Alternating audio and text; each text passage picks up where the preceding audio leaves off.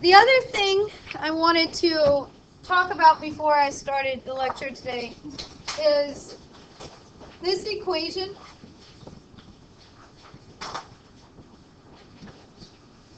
This is our dilution. This can only be used for dilution. A chemical reaction, because of stoichiometry, so one reactant might have to react with 2 moles of another reactant. Because of stoichiometry, if it's a chemical reaction and there's an equation, you cannot use this equation. This equation is only for dilution. If I have salt water and I add more water, I can use this equation. If I change anything about the solute, I cannot use this equation. If you do a chemical reaction and you form a solid, that solid precipitates out, it's no longer part of the solution, you cannot use this equation because the amount of solute is different. So you can only use this equation when it's not a chemical reaction. If it's a chemical reaction, you cannot use this. So M1V1 equals M2V2 is only for dilutions. Many of you got that wrong. I think only a couple of people got it correct on the quiz. So this is only for dilutions. If you're diluting something, just adding more solvent, that's fine. But if it's a chemical reaction, you cannot use that. Okay, so your quiz grades are up, and I'll be putting up your iClicker data. I just haven't gotten around to putting that one up yet. But your quiz grades are up, and your quizzes are available in my office, so you can start going through those and preparing for the test that's next week. And again, I won't be in my office at around 1:30 because I have a meeting, but I should be in there after 2:30, and I'll likely be around to at least 4:30. So if you need. Okay, so continuing with gases, we started talking about our different laws. We talked about Boyle's law, which relates our volume and our pressure. We talked about Charles' law, which relates our volume and temperature of a gas. Now we're going to talk about Avogadro's law, which relates our volume in moles. And we know, this makes sense, the more moles we put in, the more gas we put in, the bigger the volume it'll take, assuming, again, pressure and temperature remain constant. That's really important when we're having these discussions. So we're going to go through an example of that.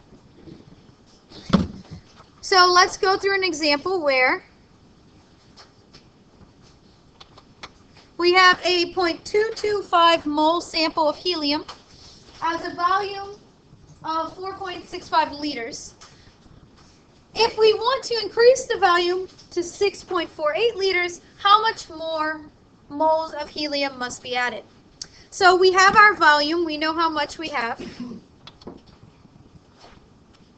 We have 4.65 liters, and we have the amount of moles we have in that, which is 0.225 moles. So that's our V1 and N1. Or again, we can go with initial and final if you rather. That's up to you. And then our final volume is 6.48 liters, and what we want to know is how many more moles we have to add. Now note, this equation is going to give us our final amount of moles, and this is asking how many more moles. So this isn't asking the final amount. This is asking how much more we have to add. So you might relate this to, let's say we have a tire that we're trying to fill. We're trying to decide how much more of our gas we have to add to it. So what we're looking for is the amount of moles we have to add. To find that, we have to find our total amount of moles at the end. And once we do that, then we know how much we originally had, so we can determine the amount we have to add. So we know V1, we know our final volume, we know our initial amount of moles. So the first thing we need to know is our final amount of moles. And then once we do that, to get the amount of moles added, we just take our final amount minus the initial that we started with, and that'll tell us how much more we have to add. So just make sure you're really reading what the question is asking. This wasn't asking for the total amount of moles. With all of these, your volumes have to be in the same units. Moles is always going to be in moles. Well, that's not true. It could be in millimoles.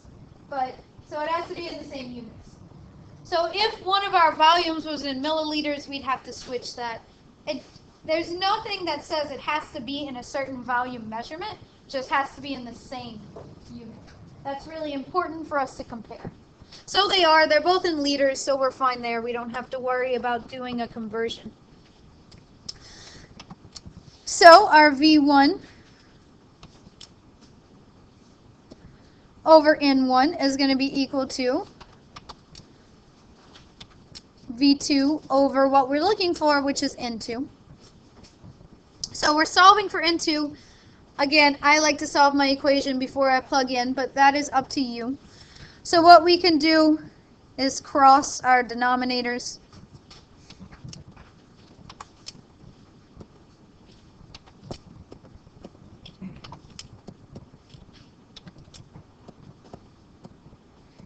And then I can divide both sides by V1.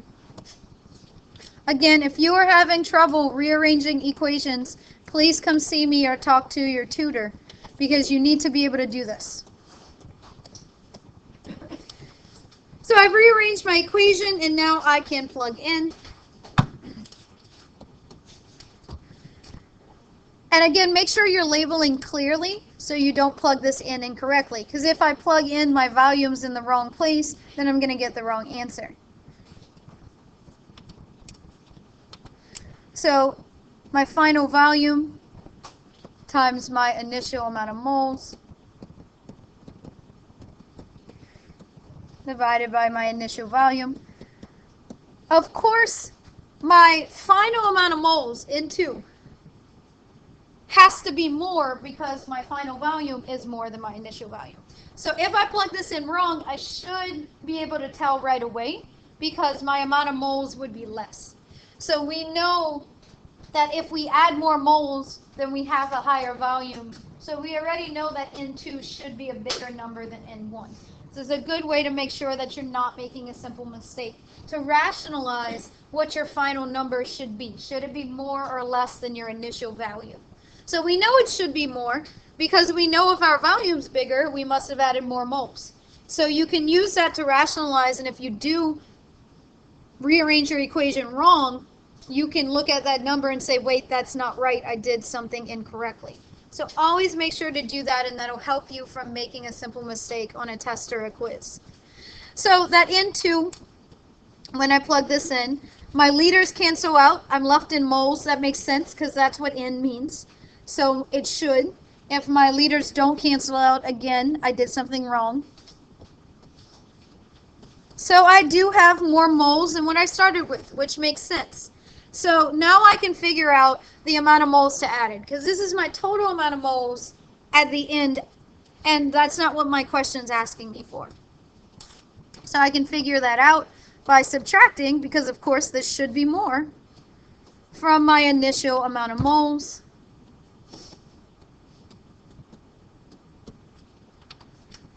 So that tells me that I had to add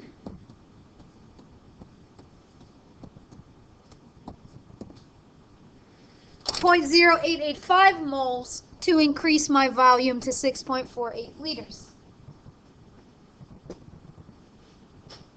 So again, you should always be rationalizing. If this number had come out less than my initial amount of moles, I did something wrong. So you should always be able to rationalize these and check yourself, especially when you're faced with a quiz or a test and you have limited time. It's always good to follow these tricks and use your rational thought. Don't just memorize what you're doing, but use what makes sense. So like I said, when we've been talking about these laws, we've talked about, all right, Boyle's law, we're looking at our volume and our pressure, but we had to keep temperature and the amount of moles constant. When we talked about Charles' law, we talked about temperature and volume, but we had to keep pressure and our amount of moles constant. When we're talking about Avogadro's law, but you can remember that one because of Avogadro's numbers talking about moles. And you should know the names and what they relate to as well. Then we had to keep, because they were looking at volume and moles, we have to keep temperature and pressure constant. What happens if we don't keep those things constant? Well, then we get our ideal gas law. Our ideal gas law is PV equals nRT. And here we're not keeping pressure, volume, temperature, and moles constant. This is looking at how changing any one of these one things can affect everything else if they're not kept constant. So this is basically combining all those equations that we looked at. Now, except for R. We're going to talk about what R is. So R is what we call our gas constant. It's a number, you have to know it. Now, this is the R gas constant for this equation. R is just a common constant name that they are different for different equations. So you do have to know what R is, and you also have to know that that's R as applied to this equation. Later on, we will have another equation where R is a different constant. So this is R for the gas constant. So just keep that in mind. R depends on the units. So from now on, if we're using PV equals nRT, when we used our other laws, we just had to have volumes in the same units. Bless you. But we didn't use an ideal unit. But because of R is 0.08206 ATM times liter over mole times Kelvin, that means that our N has to be in moles, not millimoles. Our temperature has to be in Kelvin. Our pressure has to be in ATM, and our volume has to be in liters. Because of what R is. R would be different if we had a different constant, a different units for pressure, volume, temperature, and moles. So because of the R, this is what from now on we have to have that in. Now we don't use R in our other equations because they're relationships. So therefore, we just need our volumes in the same, or temperature does have to always be in Kelvin. But for this equation, volume must be in liters, moles must be in moles, not millimoles. Temperature must be in Kelvin, and pressure must be in ATM. If they're not, then you must convert them. Always write the units for the gas constant, because that will help you when setting up your equation. Because your units should cancel out. Let's say I'm solving for volume. Then, when I plug in everything else, the only thing I'll be left with my unit of R will be liters, because everything else will cancel out. So following your units will also help you with these. Do know your gas equation. You only need to know PV equals nRT, and then you can rearrange this equation to solve for temperature, to solve for N, to solve for volume, to solve for pressure. So if you can rearrange the equation, you only need to know the one equation. And you do, again, need to know R. You need to memorize it. The other gas laws are found if two of the variables are kept constant. So if we keep, for example, temperature and moles constant, then we get that pressure and volume are inversely related. So we get that if we keep those other things constant. But we use PV equals nRT when we don't have all those different things constant. As long as we know the other three, we can find our variables. If we know pressure, volume, and moles, then we can figure out temperature. Because R is always going to be, for this equation, 0.08206 ATM times liter over mole times Kelvin. So like I said, if you keep things constant, you can find all your other equations. So let's look at an example of how to apply the gas law. So first off, we want to know how many moles. We're looking for N. The first thing to note, how many moles of a gas, clearly. Or in a basketball, doesn't matter, it's a basketball. Really doesn't. We don't need that information. With a total pressure of 24.3 psi, not an ATM, we're going to have to convert this. And a volume of 3.24 liters, that's fine. And a temperature of 25 degrees Celsius, not in Kelvin. We're going to have to convert that. So we're given volume, pressure, and temperature. What we're looking for is moles. And again, you always know R. So our conceptual plan, we're going to solve for N because we know PVT and of course we know R. But we will need some relationships. We have to convert PSI to ATM. Again, you don't need to memorize this conversion. I'm going to give you the chart for the pressure conversion. I just don't see a point in you memorizing all of that. I tell you when you need to memorize things. And you do need to, of course, know your temperature conversion. Celsius plus 273.15.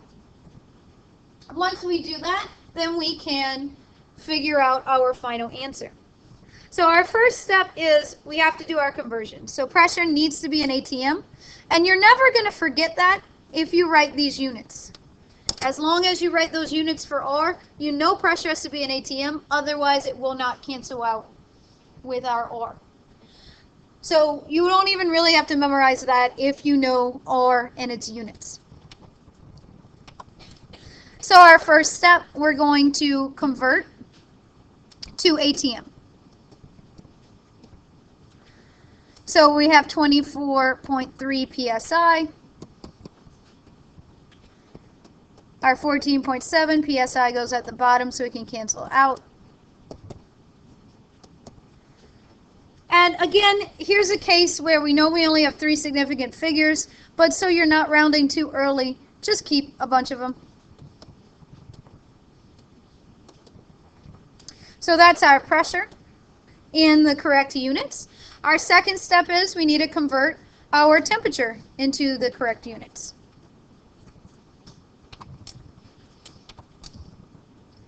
So we have Celsius. So Kelvin is just going to be equal to 25 degrees Celsius plus 273.15.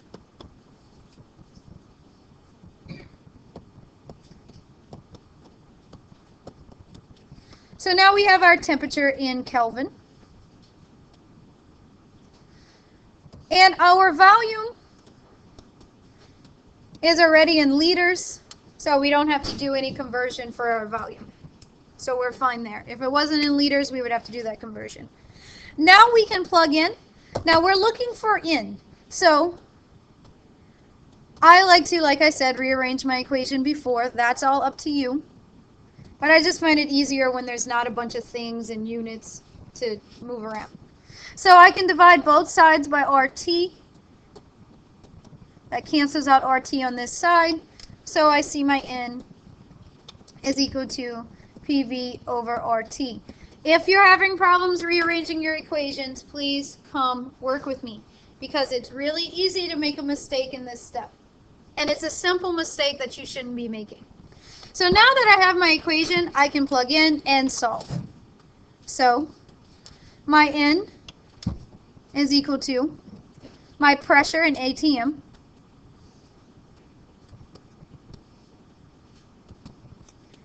times my volume in liters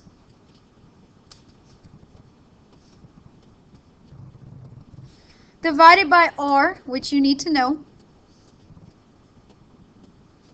And I'm going to write ATM times liters over mole K. Because if you did rearrange your equation wrong, then you will not cancel out your units correctly. So it's another way to check your rearrangement. Lastly, times temperature in Kelvin.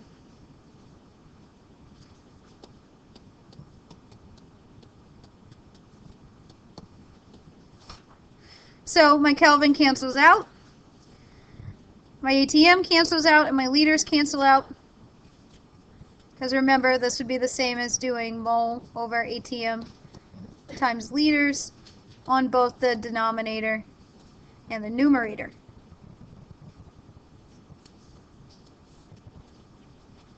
So I'm left with moles, which is what I should be left with. So when I solve for that, I get a number, which I have to find on my sheet. 0.219 moles. And of course, actually that should be only 2 significant figures because of temperature.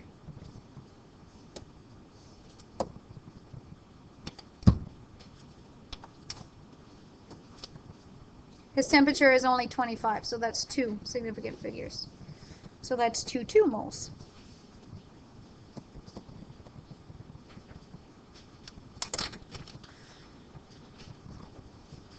Unit analysis, this does make sense. So you can use those units. And like I said, if you know your units for R, then you know what you need to convert for your pressure, temperature, and volume. Let's go over one more example.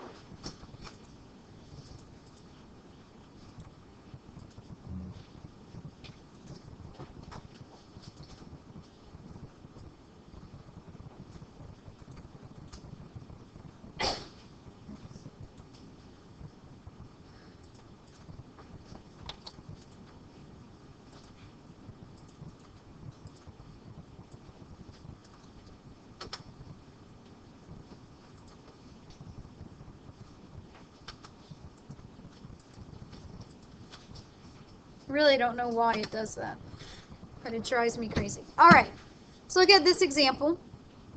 This one's a little bit longer of one. Calculate the volume occupied by 637 grams of SO2. Hey, we don't have moles, but we know how to calculate that. At 6.08 times 10 to the 4th millimeters mercury, not in ATM. We're going to have to do that conversion. At negative 23 degrees Celsius. We don't want a negative number for temperature. We have to convert that to Kelvin. So we can do this because we actually have the means to calculate moles, and we have pressure, we have temperature, so we can calculate our volume. So our first step is going to be to do our conversions and calculate to our moles, because we're given our grams and we're given our molar mass, so we can do that calculation very simply. So our first thing is to calculate our moles using our molar mass, and then we can figure out our volume.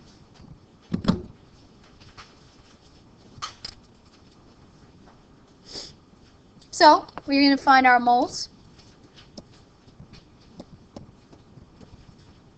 of SO2. We have 637 grams of SO2. And we know based on the molar mass that 1 mole of, or our molar mass is 64.07 grams per mole. So our 64.07 grams go at the bottom and our moles at the top.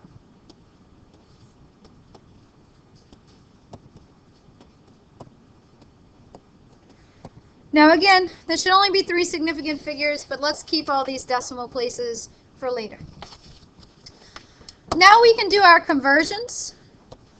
Temperature is not in the correct unit, so temperature is going to be equal to negative 23 degrees Celsius plus 273, so that means it's going to be less than 273, so keep that in mind. So that's 250.15 Kelvin.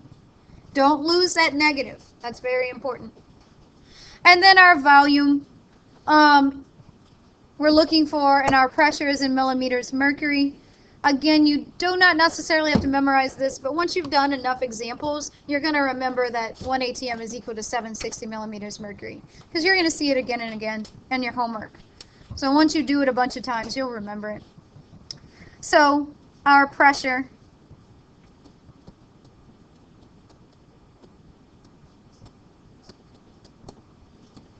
we want our 760 millimeters mercury at the bottom, so our millimeters mercury cancel out, and our ATM at the top.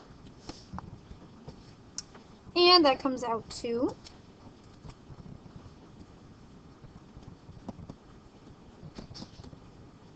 80.0 ATM.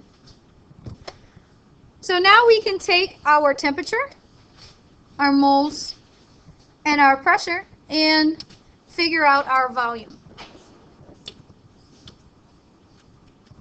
I don't have room to do it there. So again, PV equals nRT, and this one's easy to rearrange. You just have to divide both sides by pressure.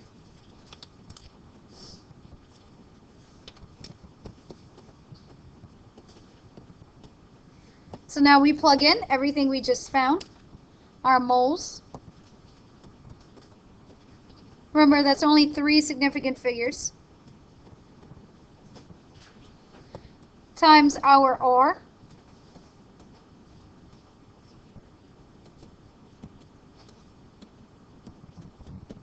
our moles already cancel out, times our temperature, which we calculated in the slide previous.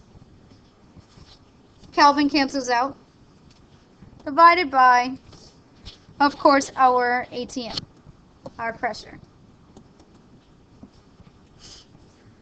So that will cancel out. So we're left with liters. Yes?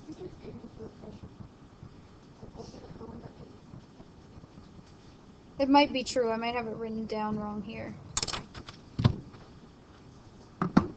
Did you do 6.08 times 10? Oh, it's to the fourth and I wrote down to the third. That's why. See, it says to the fourth there and it's written down wrong here. That's key. Always double check that. You wrote it down correctly.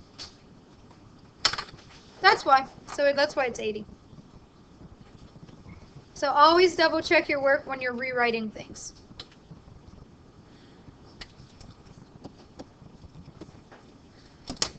So once we plug this in, we get our volume to be 2.55 liters.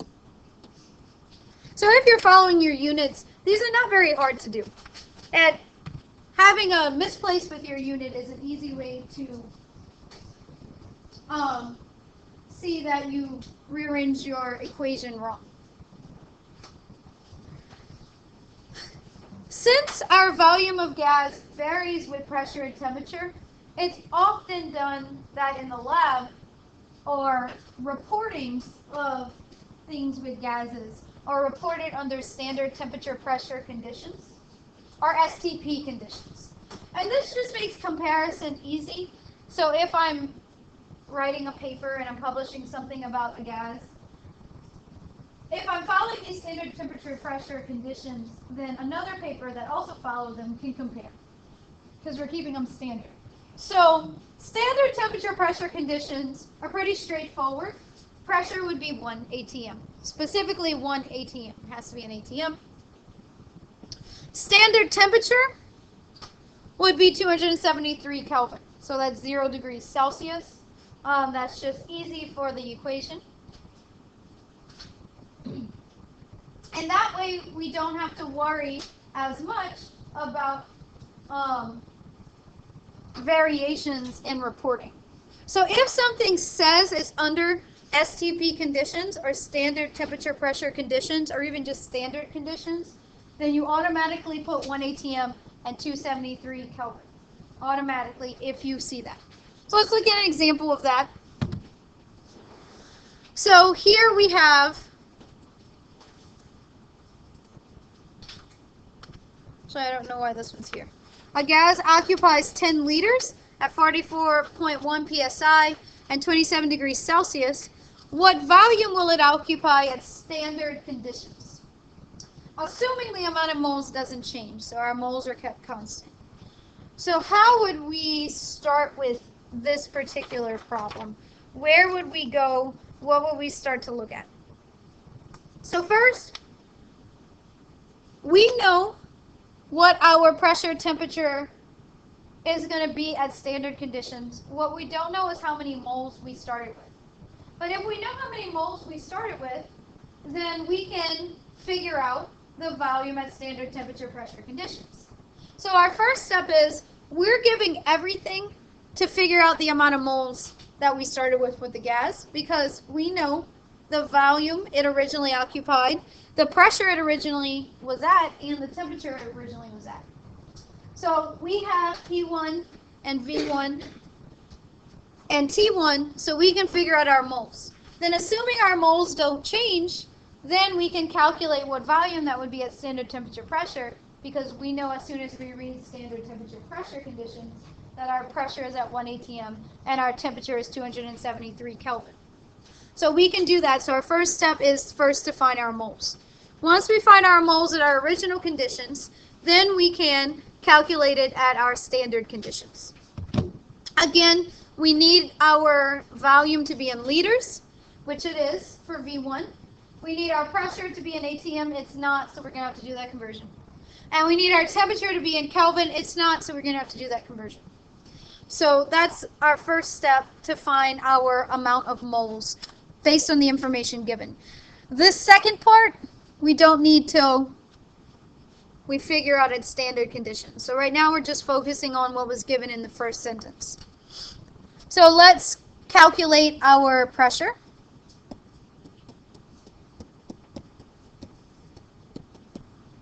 So just like we did before, 14.7 psi was 1 atm. Our psi cancels out. So that gives me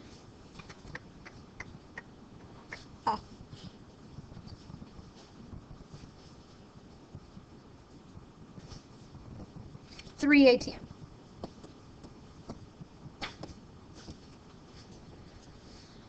Then our temperature is our degrees Celsius plus 273.15.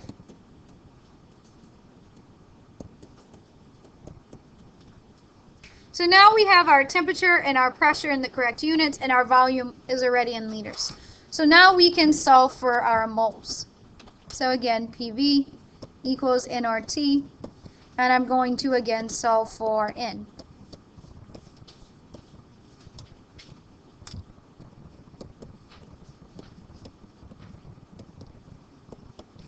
So we just did this in the example previous, not the last one, but the one right before that.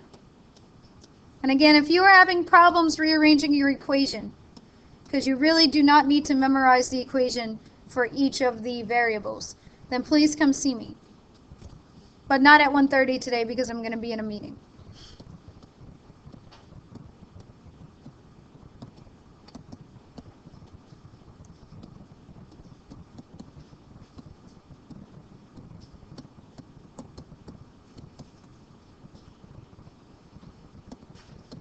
So when we calculate that,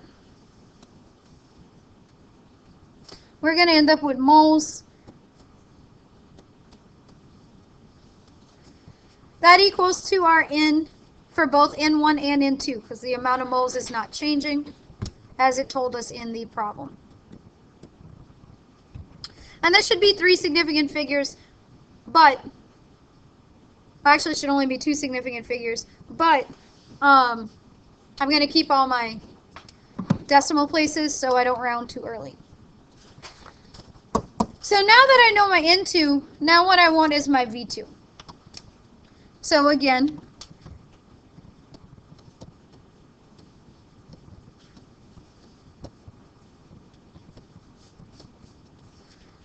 my V2 is going to be equal to N2 or T over P.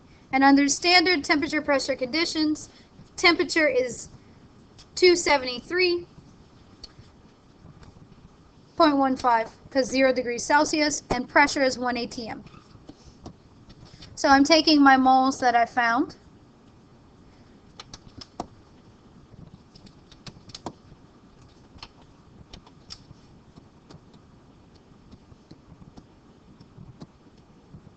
times, of course, R never changes.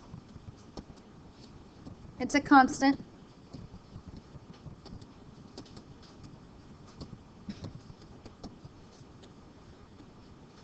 Times my temperature at standard conditions. Divided by, and I know this doesn't make a difference in the actual amount, but you want to include it so you don't make the mistake. And this 1 atm, it's assumed to be an infinite amount of significant figures, and because it's standard state. So it's infinite. So that comes out to 27.3 liters. But because our temperature was only given to us in 2 significant figures, then we really can only report the 27 liters.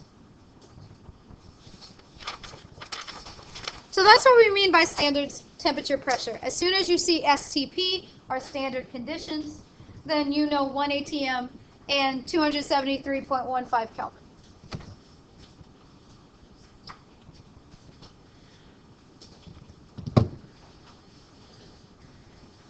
You do not need to do a calculation for this, but you do have to consider your molar mass.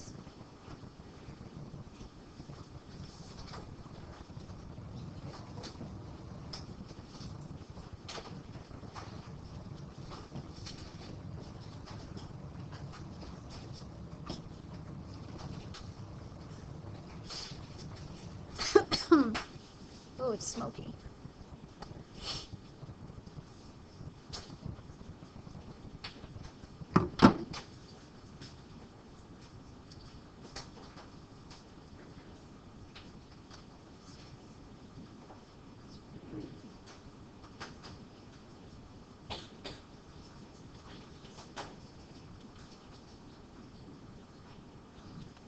So for molar volume, the amount of volume a certain amount of moles takes up, 1 mole of gas at standard temperature pressure conditions is going to give us 22.4 liters. Now that's 1 mole. Now remember, 1 mole of hydrogen has a different mass than 1 mole of carbon. So keep that in mind. That even though we can say at standard temperature pressure condition 1 mole of a gas equals 22.4 liters, the amount of that gas can be different depending on what it is, because not all gases have the same size. So remember, that means that 1 mole is 6.022 times 10 to the 23rd molecules of the gas. So that's just our Avogadro's number. The gas is immaterial when we're talking about it in terms of moles or molecules. But if we're talking about it in terms of mass, then it's going to be different because each mole of each atom has a different mass. But we call the volume of 1 mole in gas at STP the molar volume. And you can use this relationship if you were, this only works at standard temperature pressure conditions. Note that. But if you were at standard temperature and pressure, so 1 atm and 273.15 Kelvin, then you can use the relationship that 1 mole of whatever gas is equal to 22.4 liters. But remember, each gas has different masses. Even though they have the same volume, if we have different amounts of gas, different masses of gas, they'll have different volumes. But if we have 5 moles of helium and 5 moles of oxygen, it's going to take up 22.4 liters at STP. Now if we have 5 grams of oxygen and 5 grams of carbon, well, carbon's not a gas, 5 grams of chlorine, that's going to be different. So keep that in mind. Remember, our volume, PV equals nRT, so our volume is nRT over P. So if we don't have standard temperature pressure conditions, we can calculate our volume. But if we do, 1 mole is equal to 22.4 liters. So at standard temperature pressure, if we calculate 1 mole, 1 atm, 273 times our R, we get 22.4 liters. So that's where that term comes from.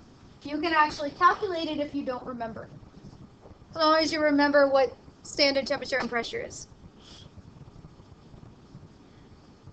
So every gas particle, basically the space requirements are the same. If it's a gas, it's going to take up the amount of space that the container is, no matter what the gas is. So let's look at an example. How many liters of O2 at standard temperature pressure can be made from the decomposition of 100 grams of PbO2? First off, we want to know how many liters of O2, so we need to know how many moles of O2 we can make. But we're not given that, we're given the decomposition of PbO2. And clearly that's our limiting reactant because it's our only reactant because it's a decomposition. Nothing else is reacting with it. So our first step is, we're going to have to do what we've been doing, which is use our stoichiometry to calculate the amount of moles of O2 that's formed in the decomposition of 100 grams of PbO2, which we can do. This is nothing new. Once we get that, then we can calculate our volume. So our first step, we need to find our moles of PbO2, and then we can use our stoichiometry of our reaction, which is balanced, but we always want to check that, to calculate our moles of O2. Once we calculate our moles of O2, we can then calculate our liters of O2. So we need our molar mass of PbO2. If you use the periodic table, that's 239.2 grams per mole. So we're going to do that conversion to figure out our moles of PbO2. Remember, our stoichiometric relationship is relating moles. So we have to calculate this to moles. So looking at our relationship, we see that for every 2 moles of PbO2 that decomposes, we form 1 mole of O2. So we're going to use that as a relationship to calculate our moles of O2, assuming we get a complete decomposition. Once we have our moles of O2, because this is at standard temperature pressure conditions, we can say 1 mole of O2 is equal to 22.4 liters. Now you could calculate this with PV equals nRT and you will get the same answer that we're getting here as using this, but this is taking a little bit less time because we're at standard temperature pressure conditions. So in that case, we'd just be using 1 ATM and 273.15 Kelvin. I don't know why that wasn't coming to me. So you could actually calculate this with PV equals nRT if you wanted, but it's simpler to use this. This relationship only works at 1 ATM pressure, bless you, and 273.15 Kelvin. If you're not at standard temperature pressure conditions, then you have to use PV equals nRT once you find your moles. So keep that in mind. This only works when you're at standard temperature pressure. So we can do this. The first part of this work we've done. We should be able to get to moles of O2. Nothing's new there. And also remember, this conversion only works for gases. This 1 mole equals 22.4 liters will not work for liquids. It will not work for solids. It only works for gases. This whole chapter is about gases. So we know how much we're starting with. We're starting with 100 grams of PbO2. And we can use our molar mass to convert this to moles. Now we don't have to find our limiting reagent because we only have one reactant. If we had multiple reactants, we would have to find our limiting reagent, but we don't. Once we have our moles of PbO2, now we convert that, bless you, using our equation that says 2 moles of PbO2 equals 1 mole of O2. We want our 2 moles of PbO2 at the bottom, so they cancel out. And our 1 mole of O2 at the top. Now remember, that stoichiometry number 1 goes with O2. That 1 mole should always be with O2. Don't switch it. That 2 number is in front of PbO2, so that 2 moles should only be with PbO2. So don't switch those things. So now we know our moles of O2. If you figured out this number, you could use PV equals nRT and solve for your volume if you use your pressure as 1 ATM and your temperature as 273.15, and you will get the same number as what we're doing in this next step, which is saying 1 mole of our O2 gas equals to 22.4 liters of our O2 gas. So you can try that with PV equals nRT. You will get the same answer. Don't round too early, though. If you're not at standard temperature pressure conditions, you cannot do this last step, and you must use your gas equation. So this only works at standard temperature pressure conditions and only for a gas.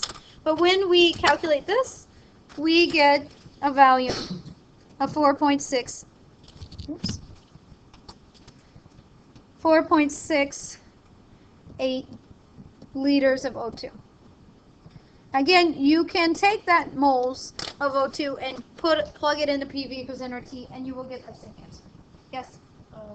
You said that we can only do the last conversion? This conversion is based on the fact, and only based on the fact, that if I were to plug in 1 mole, 1 ATM, and 273, I'd get 22.4 liters. So you can only use that relationship, 1 mole is equal to 22.4 liters, if you're at standard temperature pressure. If I was then to take that moles that I calculated and put that amount here, I would get the same number that I just showed by using this conversion. But if it's not at 1 ATM and 273, this number wouldn't be 22.4, so you cannot use this relationship. This relationship only works at standard temperature pressure. And it only works for a gas, because this is the gas equation. So it doesn't work if our final compound was a liquid or anything like that. So looking at this problem, ignore the work. They're not all the same volume, because if this was all moles, if this was 5 moles of H2, 5 moles of N2, 5 moles of O2, 5 moles of CO2, then they would take the same volume. But it's not, it's grams. So the one that's going to have the greatest value at standard temperature pressure is going to be the one that has the most moles at standard temperature pressure. And they don't all have the same amount of moles because they don't have the same molecular weight. So because H2 is the smallest molecular weight, when we do that conversion, you'd have the most moles. And you can go through and calculate all of these to moles, and you can see this is the lowest moles. So that one would take up the lowest value. But if they were all given in the exact same amount of moles, they would all take the same amount of value.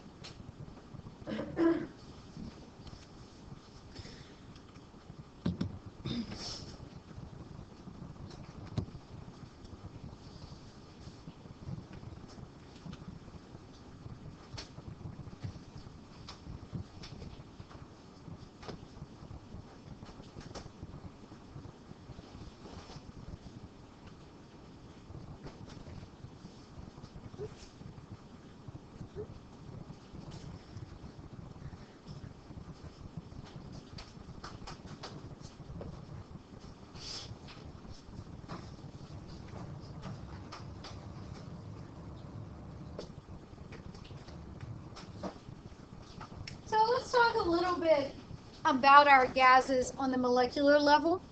We just talked a little bit about them, but let's talk a little bit more about them. So the density is the ratio of mass to volume. That's nothing new. The density of a gas is generally given in grams per liter. Remember, a density of a solid and a liquid are typically given per milliliter or centimeters cubed, but for a gas, we usually look at grams per liter. The mass of 1 mole is our molar mass, so the volume of 1 mole at STP is 22.4 liters. So at standard temperature pressure conditions, our density of our gas is just going to be the molar mass divided by 22.4. Again, this is only at standard temperature pressure. If you're not at standard temperature pressure, then you have to calculate the volume. You can't use 22.4. So this is specifically at standard temperature pressure. Again, that's because of that 22.4. So let's look at an example. If I told the density, or I want the density of N2 gas at standard temperature pressure, and the molar mass of nitrogen is 14.01, I can calculate that. I just need the molar mass of N2, which is not 14.01, it's 28.02, because we have 2 nitrogens. And then I can divide that by 22.4 because this is specifying at standard temperature pressure. So notice our moles will cancel out and we'll be left with grams per liter. Ooh.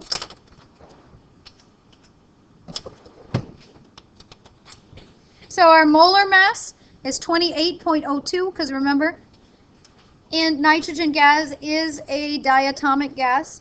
And you should know your diatomic gases, because if I tell you nitrogen gas, you should just know it's N2. If I tell you oxygen gas, you should know it's O2.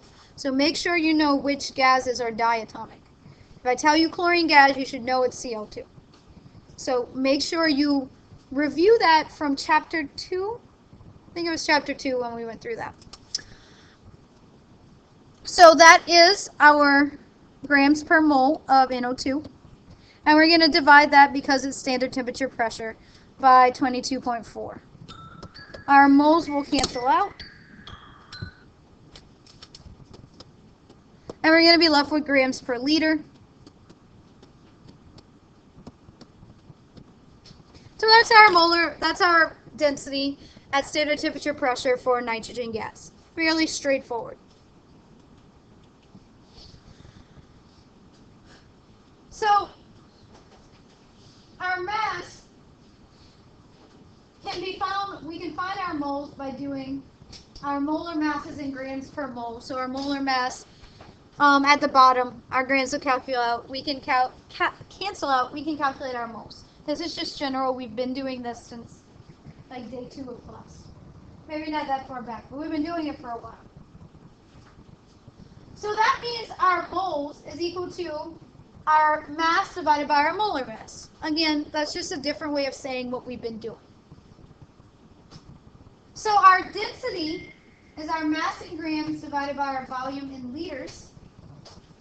And remember, PV equals nRT, so we can say that our moles is equal to our mass divided by our molar mass, because we just said that over here. So all I did was replace them.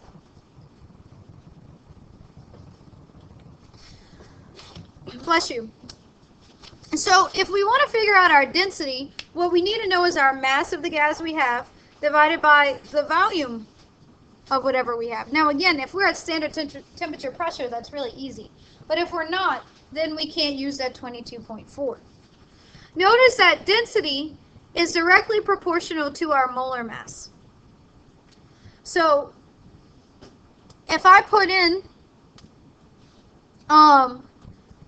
P times molar mass over RT, because again, we just did that conversion, we can get our density is either our mass or over our volume, or P times our molar mass divided by R times T.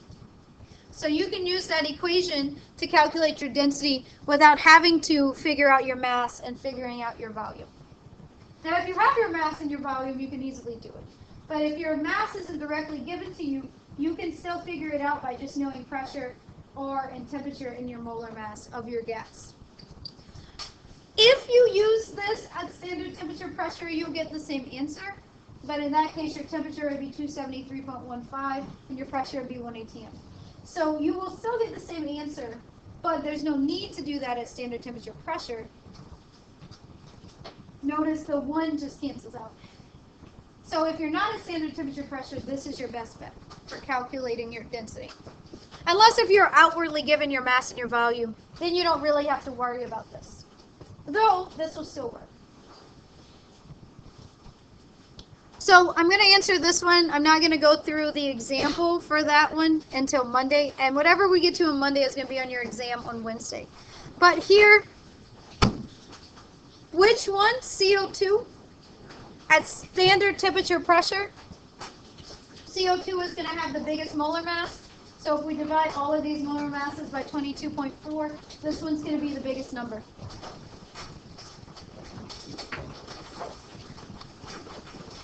You guys have a good fall break. Be careful. Enjoy yourselves. I don't think I have anything else to tell y'all.